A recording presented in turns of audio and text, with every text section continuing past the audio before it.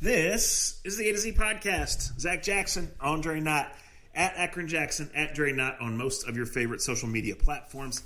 A to Z podcast.com, facebook.com/A to Z podcast. Give us a like there if you haven't already. Shouts as always to Scene, to the Honeymoon Grill, to American Fireworks for helping to make this thing happen.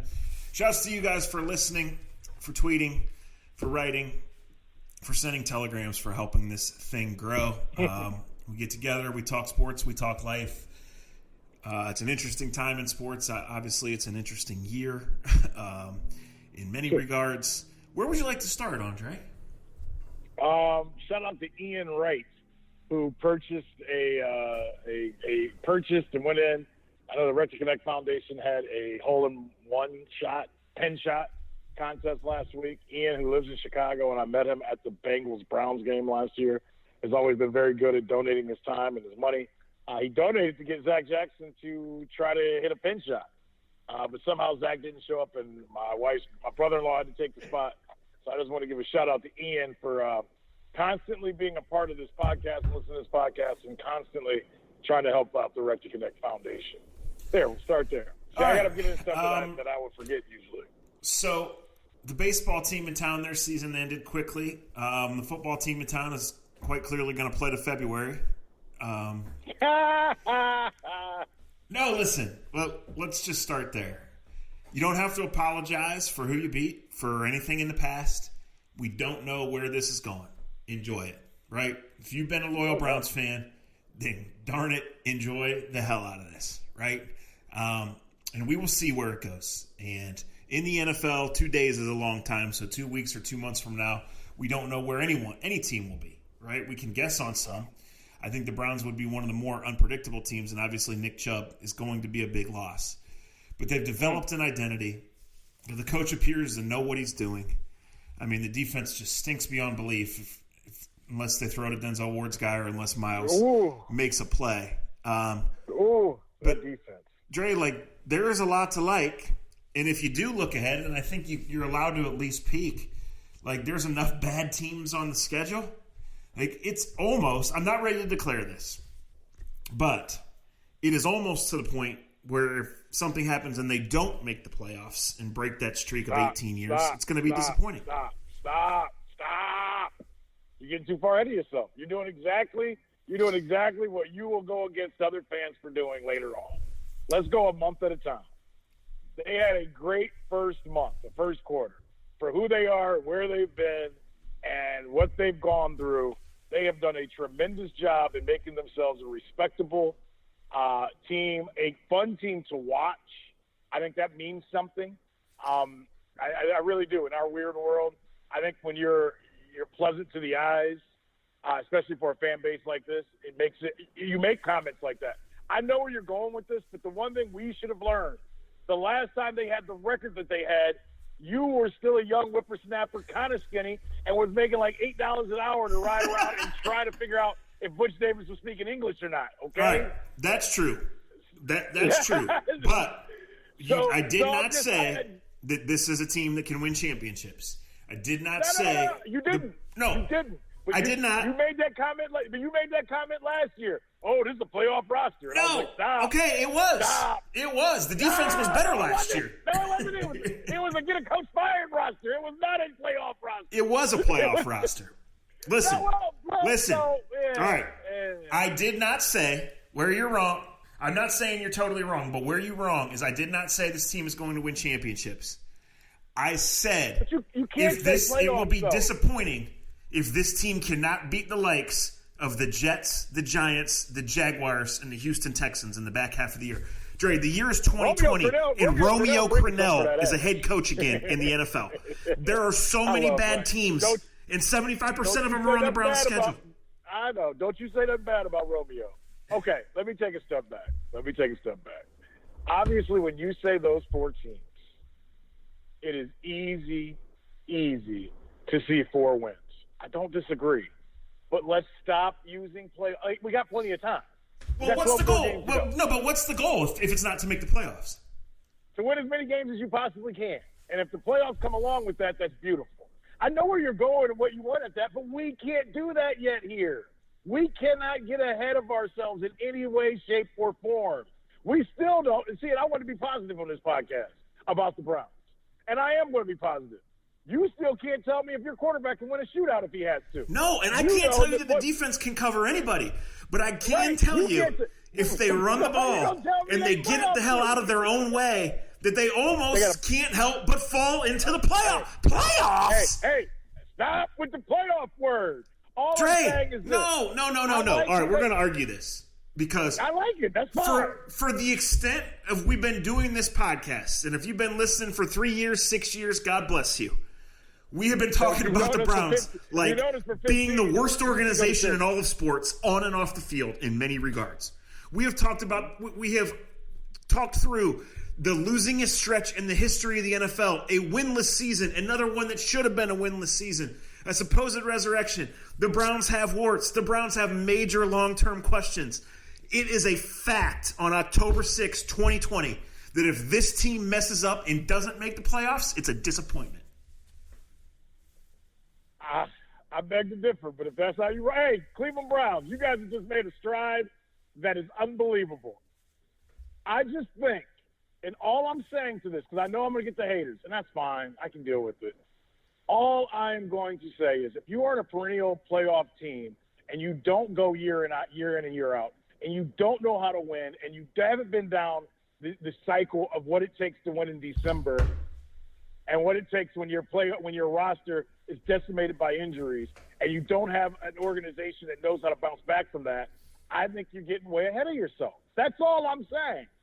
Yes, when I look at what they've done so far, and when you say those 4 teams you said, hell yeah, they should win 9 games. But to me, we can't say that because here's the thing. I will stand by, and I think the most beautiful thing is Kevin Stefanski is an adult. They have made they've made adult-like decisions, and having Hunt and signing into that contract that we both know because of what he's done off the field, it's a low-ball contract. It's actually a great contract for what he's done off the field. What he's done on the field is a low-ball contract. That kid should be he should be a top 5 running back. He's a great running back. That's all I'm getting at. We don't know what's going to happen when complete distress hits because in a 16-game season, you will hit moments of distress. And if you don't deal with that distress well, it will show up on Sunday. I think we both agree. You're exactly right. You're exactly right. And before I said it, I mentioned 2 days, 2 weeks is a long damn time in this league, let alone 2 months. And 2 weeks from now, 13 days, 12 days, I don't know, I'm a public school kid from right now. The Browns and Baker Mayfield are on trial in Heinz Field. And everything might be different then. But if you don't look at what's going on in the AFC and the fact that this team, that whether or not last year was a playoff roster, that couldn't get out of its own way and flat out embarrassed itself almost as much as the damn team that went 0-16 did time and time again, right? If you can't look and say, my gosh, if they just avoid the 15-yarders and run the ball, and you're right, there are real questions about can they come from behind? Can they cover anyone? But if you don't look and say, can this team be 9-7 and sneak in on this schedule? Then I don't. We're not talking the same language. Well, here's the thing. Okay. All right, let's talk football. I'm going to talk football with you. They have what they've put out there on tape so far is pretty impressive because they've found their identity and they're sticking to their identity, and I love that. And what you're making me do is counteract everything positive I wanted to say about them, but I'll do it. I believe in 2020, Zach, it is easier for me as a team, especially if I'm Greg, Double G, I turn down jobs every other week, Williams, to predicate and get a defense together to stop a run game. Whether it's putting another guy in the box. Now, look, they got enough weapons, they got enough other shit that they should be able to beat you. If you want to jam the box up and you want to be that stupid against them, they have the ability, it looks like from afar, to to hurt that. But then that comes back to another part of the team. I guess what I'm saying is, I love what I've seen, Zach. I love it. I'm a big Kevin Stefanski fan. I didn't know that I was going to be. I just love how – here, I'll give you an example of why I like what they're doing so much. And I got to compare it off the past. And I was thinking about this as I was doing research in the shower, as I knew we were getting ready to do this. we talk so much about remember what everybody fell in love with Freddie Kitchens? And I even did a little bit. Not last year, but the previous year. We loved that we just saw shit offensively that we just haven't seen at Cleveland Brown Stadium or in Orange Helmets ever. Flea flickers and trickery, right? And him talking about, well, we might come out the wishbone next week. He had all that bravado and all that talk, and then we got caught up in it because, well, we're hungry, and if you haven't eaten anything, you'll take any little plate that you can get. That's what we got from Freddie Kitchens. We got nothing but food analogies on this show, in case you're new here. That's what we do, baby. That's what we do. We hungry. 2 fat kids of record. Even when I'm losing weight, I'm hungry. But so Freddie became like this technician of just wacky plays, right? And they worked the first year under Greg Double G Williams. I don't need this job. I quit. I'm gonna get 15-yard penalties left and right. But then when he was the head coach and his identity was of the desserts, I'll go off of Phil Savage way that he used to talk to us. And the Browns offense last year became the dessert tray. It wasn't like they didn't bring out any like you didn't get any appetizers. You ain't get no bread. You didn't get no meat. You just got fucking desserts. And like sometimes that's all right. You can do that once in a while, but you can't live off desserts. And the Browns offense became that. And that's why guys stood in the huddle looking at each other going, what the fuck are we doing? What's this? We ain't even practice this. Kevin Stefanski has flipped it. He has given this offensive identity that way. What's your 3 biggest plays probably in last week's game versus Dallas? They were all of some trickery, right? You get the Odell, you get the Jarvis. 2 of them anyway, sure. Odell. Yeah. Well, that's and I'm going to give you why I love what Stefanski's doing. He understands the talent that he has, and he's understood so far. Knock on wood, he understands that with Jarvis and Odell, they're going to want the ball. That's why they are who they are. But the way you take care of them is you supplement them. You give them the desserts that Freddie Kitchens fed them all, but you still make it out because I'm watching the kid from Michigan, Peoples Jones or whatever, have great blocking on the 14-yard touchdown run. The receivers are blocking is my point, is what I want to get at. But they're blocking because they know that there's a carrot at the end of this, that they are going to get the ball and they're going to get their plays. So you're able to beat Dallas last week because 2 of the biggest plays were trickery. And the trickery worked because you established the dinner portion of the meal. Dallas is so caught up in them running off tackle. The zone blocking is great. Man, the blocking is unbelievable. What's that kid? What's the guard? I'm fell in love with this Wyatt Teller. Wyatt Teller, yeah. Wyatt Teller, my favorite Brown, man. Forget all that other shit. I'm buying me a jersey of his. He is knocking people off their ass. Like, this is fun football to watch. They have found the right lineman for this offense. He is dominating people. It's beautiful to watch. It's so fun to watch. My dad even laughed on Sunday and was like, shit, we can get 10 yards running in this offense. They're running guys out there we ain't ever seen before. It was beautiful. Now, Dallas' defense, they should be Alice. They shouldn't even have a D in their name. They're a joke, too. That's a whole other story. I guess what I'm getting at, Zach, is I love that they have a coach that understands having a little trickery, reverse passes, those things of that nature are nice to have. But he's not living and dying upon them. And, in the past, Freddie Kitchens was you lived and died off that craziness. And, yeah, we used to say, well, that makes the other team, practice against it. Well, when you got to practice against Wyatt Teller coming down and busting your ass, or Joel Bitonio coming off the ball and busting your ass, and suddenly you get so keyed up to stop that running game that your linebackers are peeking inside, your safeties are peeking inside, your corners are even peeking inside. Well, hell, you only got to throw the ball to Odell and Jarvis 5-6 times, and they're going to be wide open as long as you establish the other side. So I'm not against what you're saying. I'm very curious what happens now that Chubb is out for 4 to 6 weeks. You're right. I'm curious. Chubb is I'm curious because Hunt didn't look like Hunt last week. You can tell he's dealing with something. Mm-hmm. Are they the same explosive offense without those 2 top 5 running backs? Is my question. It's going to be a challenge for the coach, for the quarterback, for all. Yes. You brought up an interesting point when you brought up Greg Williams.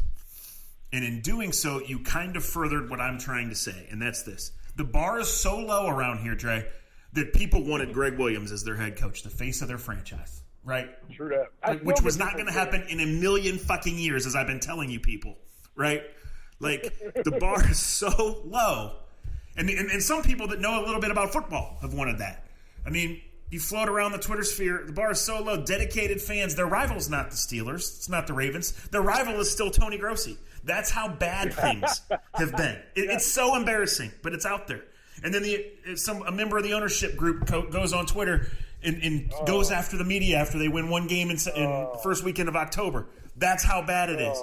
Like I said, I am not calling Raj Lima and planning the parade. I am saying what I've seen from the Browns, what they play, and if they keep building, it will be disappointing if they don't ride this into the playoffs.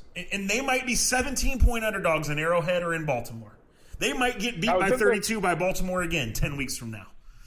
I was just going to say, do you really want to see that? But listen, it leads me to my point. In 2 weeks at Pittsburgh, they might get beat by 14. And what I think is true might come to light that day, that the quarterback is probably just not good enough to ever get you where you really want to go. Right? But all those things could happen, Dre, and they could come out of there 4-2. Like, I mean, beautiful. It's about being one of the top 7 teams. It's about finding a way to win. And, like, over the last 6 quarters, they've found a way to win. They played an awful third quarter against an awful Washington team. They came right back. Yeah. You know, they played 2.5 completely dominant quarters against Dallas, which is awful defensively and outstanding offensively. They made the bigger play. Their stars were bigger than Dallas's stars. They made the plays. And look, it's not going to happen every week. Get your spreadsheets out on this.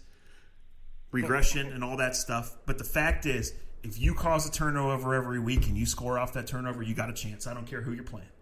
And another thing we saw in last week's game, we're sitting in a game plan meeting right now, right? And we're going over, does the other team blitz? Do they play zone? Where's their weak spot? Who do we got to double? What's our strength? What do we do? Who's available? Who's not?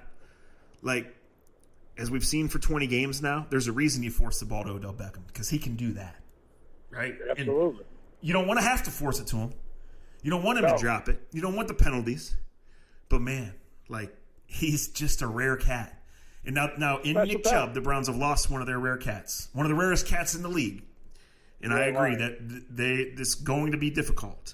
And frankly, I can't believe they're not favored this week, which tells me that people who really know are not buying it. The Colts are built on offensive and defensive line.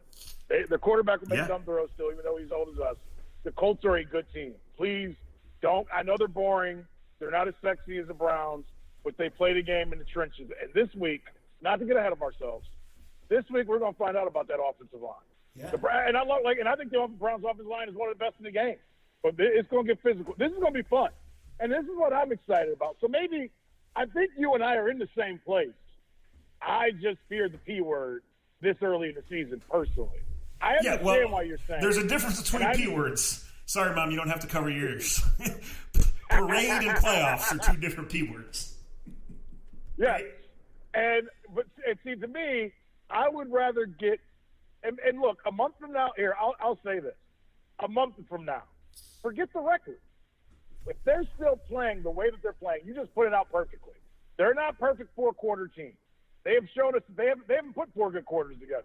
And they may not. That's a sign of a young team. That's a sign of a team coming together. But if you can play 3 good quarters, or 2.5, if you can win the quarters that matter, and they've done that in the last couple of weeks, and they bounce back when adversity is hit. Like, I got to say this, and I heard somebody else say this. Even as the Cowboys made that frantic comeback, I never for 1 minute thought the Browns were going to lose. I never thought that either, and that's progress. I'm glad you brought that up. That is huge progress. I would say maybe when Peoples-Jones lets the kickoff go in one of the most brain-dead plays in Browns history. But I mean, watching the flow and taking that play away, I never thought they were going to lose. I completely agree with you. No.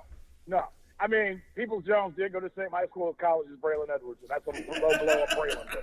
But it is what it is. That was a dumb fucking play. Time out. That was a dumb play. That was so stupid. Like all that we're missing is somebody asking Stefanski about it and him saying kids will be kids. They let the ball roll on the ground all the time. Leave Rack alone. Rack is back. I'm going to bring that up before we get out of here. Rack is like Sandy Alomar to me. I think too highly of them as people, and I don't want them to be head coaches or managers, but I don't like hearing people talk bad about them. That's a whole other story, a whole other place. So, to me, if a month from now they're still playing quality football, Zach, I will entertain the P word. Give me another month. Give me 4 more games of just playing quality football. If you notice, I didn't say record. I didn't say win-losses. I didn't say you have to beat Pittsburgh or you have to beat Indianapolis. None of that. Just give me confident football that still makes sense. Show me that when things go bad, because they're going to, because there's going to be a game that they've like the Baltimore game happened. There's going to be another one. They're going to let you down against somebody because they're still young. They still don't have it all the way there. It's going to happen. And there's an elephant in the room, but I'm going to avoid the elephant in the room right now. We've kind of touched on it. But I don't even want to go back and forth with the six lovers. Stefanski's doing a great job. Stefanski's doing a great job, though, of not exposing offensively the things that could hold them back. I think the coach last year went out of his way to try to make Six into an MVP when he wasn't ready to be one. Well, why did last year's coach get the job? Because they're dancing on the sideline, right? Like, we got the throw against Carolina that launched 10,000 T-shirts, right? Like, he hasn't been the same guy since that day. He really hasn't. No. And I think it's nothing wrong with. And look, there's nothing wrong with what we're saying. You can win games with them. Sure. There's going to be certain ways you're going to have to win with them. And it's okay to be. Look, there's different classes of everything. There's only one Pat Mahomes. Let's say that first and foremost. All right, two. There's only one of him. Yeah. There's only one kid in Baltimore, and then and then you have like a top 5, 6. You can win with the Kirk Cousins type quarterback. Can you win the big one with the Kirk Cousins type quarterback? You better have a better defense. No, but you can get to the playoffs. All right. Get to the playoffs? Yeah. 2 quick nuggets, and then we'll shift gears. So 2 quick nuggets, and I got to talk about the defense a little bit. But go ahead. Right. So talk to one professional talent evaluator. Asked him specifically to watch the Browns offense when he had a moment. And this was before last week's game. And obviously gushed about Stefanski and the running backs and said Kareem Hunt looks like a different guy. Teams over the course of the year just can't keep up with that because, defenses are going to go through attrition and in the cold weather. And then obviously you lose Hunt. But what he said was he saw Baker missing simple throws that are designed into the offense that he thinks he will make. Simple 4-yard outs that he's supposed to see. Sure. That as he gets more comfortable will make them and they will flow. Then I talked to another guy who doesn't evaluate the NFL but played. Let me ask you this. Let me ask you this. Did you ask him when Baker's going to be comfortable in the pocket and step into a pocket? Well, he was worried about the mechanics and the eyes matching the feet and all that stuff. But he said he said the number one thing that stood out to him other than the ass-kicking running backs was just simple tight ends on the back, receivers running out to the backside. Right. The stuff was there. Okay. Right. So then I talked to someone else who doesn't evaluate the NFL but played offensive line at a really high level, coaches at a really high level high school, and watches the Browns on TV. And he said, I don't watch the film. I don't know the schemes. I don't know the assignments. But I can tell you they jump off my TV and that they're kicking ass. And when an offensive line is doing that, that means they're kicking ass. So, the offensive. Yeah, I totally agree with that. The offensive line has been phenomenal. It really, and that to me, that's what it's about, man. If you could, like I said, this week will be fun because they're going to go against a team that builds itself on having a great offensive line as well. And really, the beginning and the end for Freddie Kitchens came last year against the Colts in the practices, right? I mean, I think this is a good week. The only thing I'm saying about Six is this. Yeah, he's gone 2 games in a row without throwing an interception. That's great. Could have put the game away with a miss late in the game to Odell, and it was a bad miss. Can't miss those. Look, Garoppolo in San Francisco got his team to the Super Bowl, and in San Francisco, I know he's been hurt. They're down on him because he missed passes down the field in the Super Bowl. Now they're asking, can they win the big one? Right. It's just how the job is. It's how the job is graded. No, I'm not arguing anything you said, but at 3-1, the quarterback's not on trial. At 4-3, he might be, right? Well, no, he's not on trial. Yeah, you're right, but no, quarterbacks are always on trial. Yeah, they are, but they aren't. But you're mostly right. You're mostly right. Coaches are always on trial. Quarterbacks are always on trial. Yeah. Because here's the other thing that happens. Because of the little things that I've noticed, and I'm not the genius in this, but like your scout friend said, anyone else will tell you, teams are going to give you certain things until 6 shows you can do them. Like, this is the fun part of the season is getting ready to start. Teams are going to start scheming up and saying, okay, when 6 rolls to the right, he's good at this. When 6 rolls to the left, he's good at this. When we let him stay in the pocket and have to step in the pocket, he's not good at that. When he can't see over the middle, things of that nature. That's what all defenses are going to force you into, right? Like that's what they're going to say. They're going to go. Well, that's this league. I mean, the coaching is too good, the scouting is too good, the players are too good, right? What did we say the other night? Everybody has good players. When you can get in a situation where you win a game because your great ones really stepped up, you feel great about it, right? Right. Everybody's got little concerns, and everybody's got buttons they can press, and things are going to have to try and change as the season goes on. And I think you made a great point early in saying that the coach might be saying something without saying it by using these trick plays to ignite the offense. But it works. Yeah. And by all rights, they still should be getting better in a lot of areas offensively. They've just lost Nick Chubb, who's the centerpiece of that offense. Yeah, which sucks. But all right, so in that, and you know what, the first person you talk to is right on. Because of timing, because of just this whole offseason, because of how much live action you've seen, I'm not putting final grades on Baker Mayfield. There's just things he can be better at. That from the naked eye of watching the game, knowing the game, there's things he can be better at. His accuracy is still at times questionable. Doesn't have to be great though with the kids they've given him, man, because they've given him some guys to throw to. I guess, and this is me getting ahead of myself, so I'll pat myself on the hand and say stop too. But if you want to bring up the P word, I got to bring up, they got to give him a contract at the end of the year, probably too, one way or the other.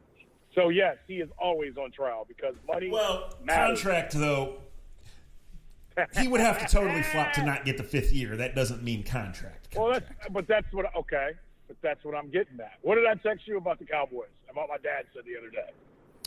By fucking around with Dak Prescott and not just paying his ass early on like they should have paid him. They should have made him a top 6, top 5 paid quarterback, even though I didn't think he was one, and Jerry Jones obviously didn't.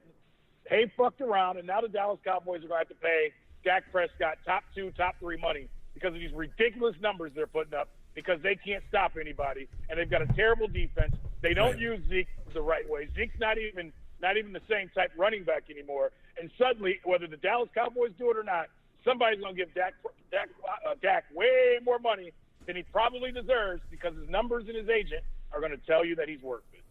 Listen, Andrew Sendejo has taken a beating, and for good reason. He's been awful. I ain't saying nothing bad about it. But when he takes that ball away from Zeke the other day, it's a smart play on his part, but that's an awful play by Zeke. He's got to protect that ball. That was Zeke being lazy, 100%. Absolutely. Zeke's not the same. Zeke, the explosive. Now is it just the wear and tear on running backs? We've had conversations about this. And when you pay him and when you don't pay him. Look, anybody in Northeast Ohio and Ohio, we've watched a lot of Zeke Elliott. Zeke, when he's right, there ain't many like him. He's one of my favorite running backs I've watched in the last 10 years. But what you said, I saw a running back that, I don't want to say bored with the situation, but bored of the game plan, bored of his team getting down early, bored that they don't run him the ball. And then he makes that play. That was a terrible mistake at that point in the game that you can't have. That's back-to-back Cowboys games where they've had back-to-back possessions where they have these huge turnovers, and they basically have lost the game because of them. So when I go back to it, sometimes you're right with Baker. Yeah, they'll give him this 5th-year option, and that's I think that's a foregone conclusion. But how you pay him going forward and how much you make him your centerpiece, that's always going to get great. One quick thought here. I would stop a little bit short of foregone conclusion. I would say it's probably a foregone conclusion. And I would just say this. Right before we hopped on here, I was working on a piece, first quarter report card for the Browns, grading every position group, including the coaching and the management, right? And obviously I've been critical since March about building this offense and abandoning the back 7 of the defense, right? Woo! However, I think they've done a lot of things right. I think they've made a lot of smart decisions now and into the future. And one thing they've done, Dre, is leave themselves tons of flexibility if they do need to get a quarterback. Things got to go your way. The right guy's got to be available, and you got to have full-on trust. But they have, money-wise, picks. It's been great. And things they can move around, right? Like, they they've done a great job of both building a core and building a talented roster and leaving that flexibility for a move to be out there 6 months from now, 12 months from now, 18 months from now. And I think as we're into the week to week here, whether we're talking playoffs or no playoffs, wins or losses, whether we're arguing pulling guards or backup safeties, right? I think that's important to not lose sight of, that they've done a real good job of that and left some pretty big doors open. Zendejo, I'm not saying nothing bad about him because his play is doing that well enough for him. I'm not trying to be funny either. Like I'm not. He's in over his head. He wasn't brought here to play 60 snaps. He really wasn't. And it shows. But I'm gonna say something to you, and I know I texted you this during the game. How in the world does Earl Thomas not have a job? Is he that much of a jerk? Well, safety play is so bad. Safety play is so bad in football right now. I mean, the Cowboys and the Browns, the safety play was so erratic in that game that I can't believe there aren't better safeties sitting around somewhere. Dustin Fox needs to get off his ass and stop trying to talk about the game, and he needs to run and get about 15 pounds off and try to go steal a check. Because, son, I'm telling you, I've never seen safety play so bad in the NFL in my life. Well, part of me wants to answer it by saying you answered your own question because the Cowboys are just flat out embarrassing there, and they haven't signed him, and that's where he wants to play. So the rap on him must be so bad that it's just not going to happen. It's got to be, right? Yeah. Because it's my only explanation. Because you're right, because there's no way in the world. Well, what I saw in that game, that one of them teams should have drove somebody. Zendejo should have drove and picked up Earl after the game, or somebody for the Cowboys, because that shit was ridiculous, man. Okay, so let me ask you this, and this is something worth watching. And I say the Browns win this week and lose in Pittsburgh because Ben throws 3 deep ones. The Browns are 4-2. They have every right to make the playoffs. Did they get in the Earl Thomas business? Wow. Yeah, I mean, I'm all for getting the best player. I'm all for getting a player that you think that can help you win games. I would say yes, especially when you consider the P word is involved. If you think you can compete with the Steelers and the Ravens, you legitimately think you can, then yes, you have to at least bring him in on a Tuesday and work him out. Yeah, in my opinion. Well, you have to sit and ask yourself like this. I do want to talk a little baseball, Dre, and I got like 12 minutes, or I want to let you talk a little baseball. But we've had really good, I think, argument and discussion here, right? And you have been right on a couple things that I'm usually saying. And I think I agree that partly by Stefanski and partly by circumstance that the quarterback has not been on trial. But in this league, I want to reaffirm what you said. The head coach and the quarterback are always on trial, and by what's going on in Houston shows that. 5 straight years the Texans been in the playoffs. Bill O'Brien got full authority, full autonomy. Deshaun Watson, by anybody's ranking, is one of the top 10 quarterbacks in the league and is worth every penny he's going to make and is in that category that might get another one on top of that. And they're winless, and the coach got fired on a Monday afternoon. So It comes down to coach and quarterback. It's not just them. There's a million things that go into it. The line is really, really fine in a lot of areas in the NFL. But the head coach and the quarterback are absolutely always on trial. Always. And, in all honesty, and this drives me crazy about professional teams, that hiring and firing, like the Texans, they blew up their whole season already. When let's keep it real. A lot of people go to the Hopkins trade as the final straw with Bill O'Brien. Losing the AFC Championship game the way they lost the AFC Championship game, the trade he made to get Tunsil with Miami, the writing was on the wall way before going forward this week. Like, it's ridiculous what they're doing to their fans if they waited to do this now. You married him, and you married him to let him make all these decisions. You married him and allowed him to do all these things to say who you are. What's the point of firing him in October? You are who you are now, and you have no draft picks. You're going to put my man Romeo in a situation he can't win in. You've got a quarterback that has a chance to be a top 5 quarterback, and you've taken his number 1 weapon away from him. That's ownership, man. That ain't Bill O'Brien. Bill O'Brien did what you allowed Bill O'Brien to do. And when they lost the AFC Championship game, and I know that there was a great relationship and he had won and things of that nature, but if you were willing to already fire him now, you should have fired him last year and rebooted the program already. So embarrassment on Houston, one less team for Kansas City to have to worry about when it comes to the AFC Championship, right? Yeah. And everybody instantly says Eric Bieniemy should take that job. And Lord knows I want Eric Bieniemy to have a job, and Lord knows he deserves it. But if you're Eric Bieniemy and you're working with Mahomes and you're working with what they got and that kid from LSU they got in the backfield now, would you want to coach and run a team in the AFC right now if there was an NFC team that may have the same type talent that you might be able to coach next year? I say no. Yeah, it's going to be interesting. Listen, like Atlanta's going to have to start again, right? Right. Detroit. Detroit probably. Yeah. I mean, no. In Houston, Deshaun's not going anywhere. J.J. Watt's at the point of his career where he's not going anywhere, right? Yeah. But, like, in Atlanta. I hear what you're saying. You know. I don't know what Atlanta has, Zach. I don't know what Atlanta has. Well, Matt Ryan's still better than a lot of guys, isn't he? Yeah. That coach should have been fired 2 years ago, too. Yeah, I think I would like to see Matt Ryan rejuvenated. Okay. I can go with you there. They got Julio. I mean, listen, the Packers are playing like they're going to win the Super Bowl, but they drafted a guy to play quarterback next year. This league, that's why this league is great. Because Rodgers looks like he's 26, man. Yeah. So I mean, the way he's throwing the ball around and the guys they have and the running backs they have. And now Green Bay is always great at getting off to great starts, by the way, and then somehow getting bored with themselves and not being the same team in December. Well, that's the one thing. You know what I mean? Well, as we talked on last podcast, Devontae Adams is out, but Rodgers in a quiet stadium is a freaking surgical killer, and he can still throw. And he's playing with a chip on his shoulder, and he's going to get Devontae back, and he's found a tight end for the first time in a long time, right? Yeah. No, they're excited. Very excited.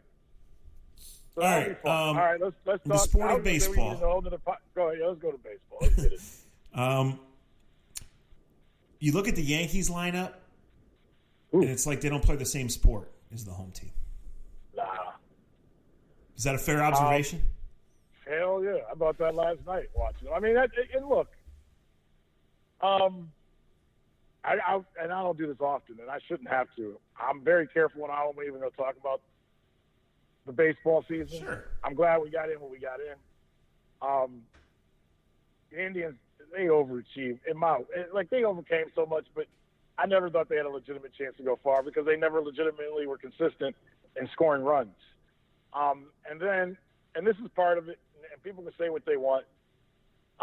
You can just tell our guy, the way our guys pitched after the way they pitched all year. They pitched tight. They played tight. And there are a lot of young guys that had not been in playoff baseball. Everybody reacts differently to it. But you can tell certain guys did not pitch or play the way that we saw them play during the 60 games of awkwardness that we just went through. The Yankees, as you said, they have paid. I mean, hell, last night, Monday, in their divisional game, their $600 million men won the game for them. Right? Mm-hmm. Garrett Cole is going to make more money than the Indians will ever pay for a team in 2 years. Oh, for Same sure. with Stanton. So Stanton hits a grand slam. They should have won last night. Shit, they got two guys that got $600 million in money coming to them. But that doesn't mean that they're going to win every year. And it just shows you how hard it is and how difficult it is to compete financially. Because the Indians, since Michael Brantley's left, they needed an everyday outfielder. Zach Meisel did a great job in the Athletic this week, breaking down all the center fielders the Indians have had over the last 5 years. Who's played there the most? It's a joke, but it's how they're constructed. What are you going to do? It's funny. I was reading a story. I may have been reading Meisel's story about the Indians, and I get people what they want the owners to sell, and they're cheap, and everybody's got their own way of thinking about it. And thank you to everybody that watches the games. The Indians were the most watched baseball team in Major League Baseball again this year. We've been one of the top 4 or 5 watched broadcast teams over the last 4 or 5 seasons, and that's appreciated. The little part that I play in, it's very little. It's about the players. There's exciting players on the team. They win. And I know that's the 90% of the reason why, 95% of the reason why people come. But it's appreciated from our side of the guys that do the game.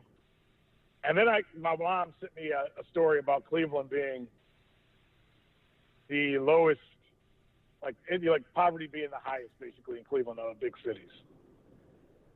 I know that people don't want to put one and one together to realize it, but there ain't money in Northeast Ohio, and it shows up in that baseball team.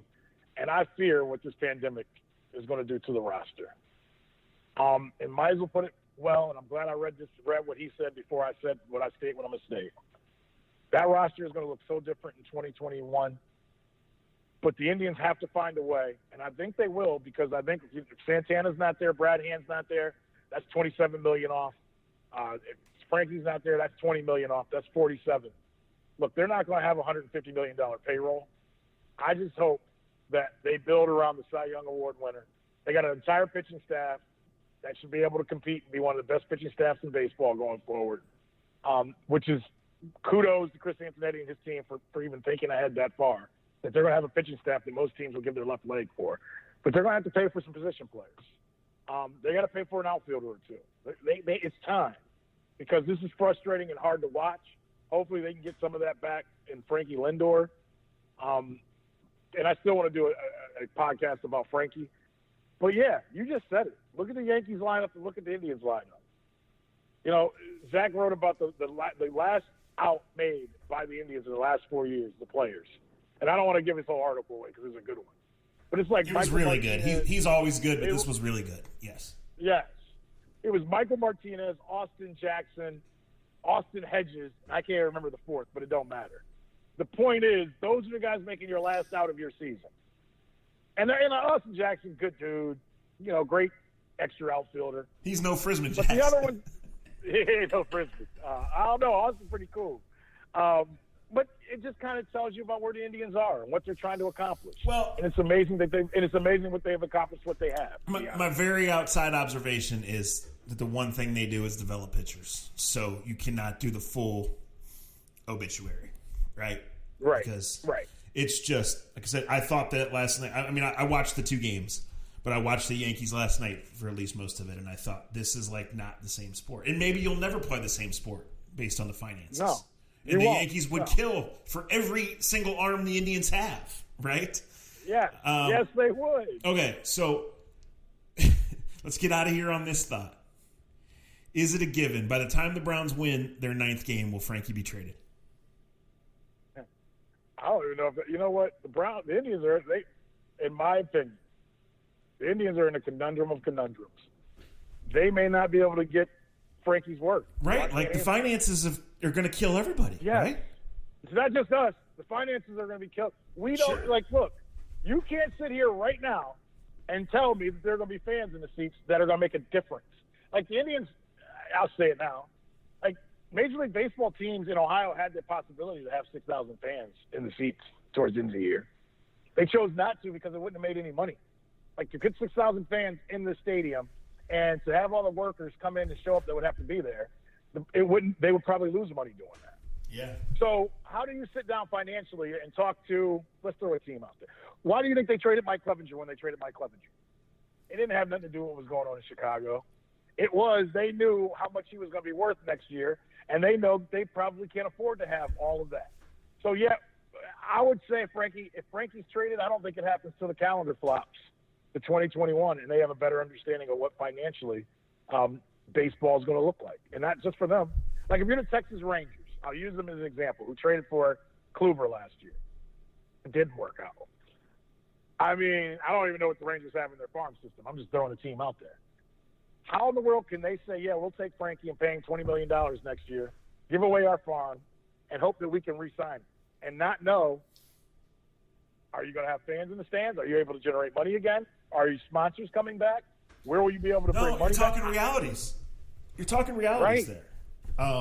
So I don't all know 30 teams. What a trade like all 30 teams have financial uncertainties, and the initial reaction will be to cut payroll rather than roll things over or spend. Yes. Hey man, you got the big money teams cutting all their scouts. Still, the Indians still have it. God bless them.